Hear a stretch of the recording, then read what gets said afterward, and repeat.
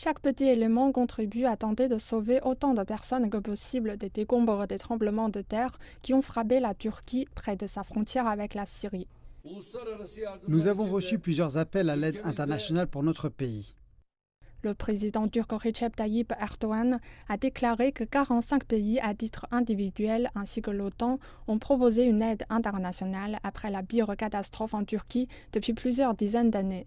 Plus de 10 équipes de recherche et de sauvetage ont été mobilisées par les pays de l'Union européenne. Des sauveteurs des Pays-Bas et de Roumanie sont déjà en route. Quant au Royaume-Uni, il a dépêché 76 spécialistes du sauvetage ainsi que du matériel et des chiens de recherche. Maintenant, l'Union européenne a également activé le système satellitaire Copernicus pour fournir des services de cartographie d'urgence aux autorités turques. Nous restons bien sûr en contact avec les autorités turques et nous coordonnerons un soutien supplémentaire si nécessaire. Beaucoup de personnes touchées vivent dans le nord de la Syrie, déchirée par la guerre. Une région qui abrite plusieurs millions de personnes dans des camps de réfugiés. Les Nations Unies précisent qu'ici, les victimes étaient déjà vulnérables.